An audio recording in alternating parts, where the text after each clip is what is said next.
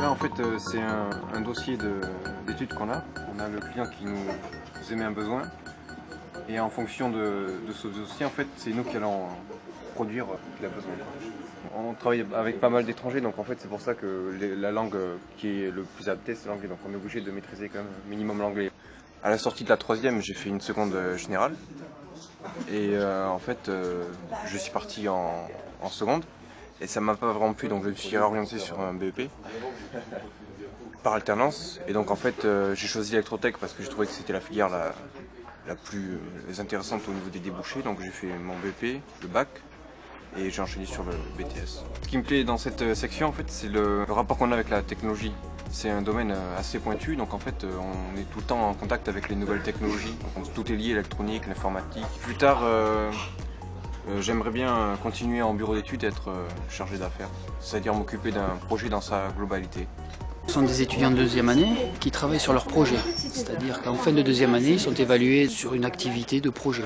Alors, ils travaillent avec un partenariat avec des entreprises. Ce sont des jeunes qui sortent de filières techniques déjà, au niveau bac, et ensuite plutôt attirés vers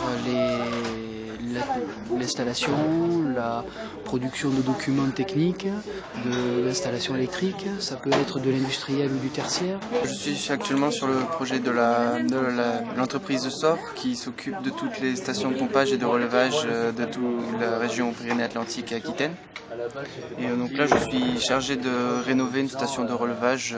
Ce qui m'intéresse avant tout ce serait le côté électricité, réparation des alimentations électriques, maintenance électrique des systèmes automatisés, des machines.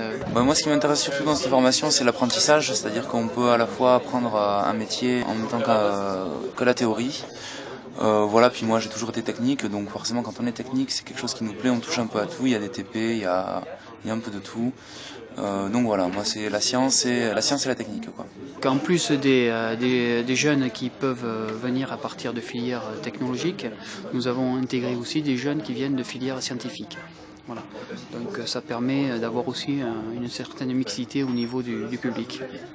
Celui-là c'est bon, mais celui-là il est monté. Donc là ce sont des élèves qui sont en situation de travail comme d'entreprise et c'est une espèce de jeu de rôle où les deux élèves qui sont là au premier plan ont fait le rôle d'ouvrier, c'est-à-dire qu'ils ont monté un petit peu la maquette que vous voyez là. C'est le schéma de cette installation, donc c'est les schémas des prises pour l'alimentation de ce tableau-là.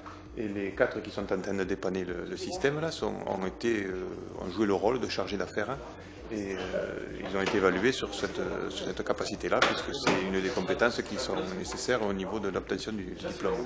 Quel élément provoque le défaut là? En fait, dans c'est pas ce niveau-là, parce qu'au début on avait... Table 2, s'il vous plaît.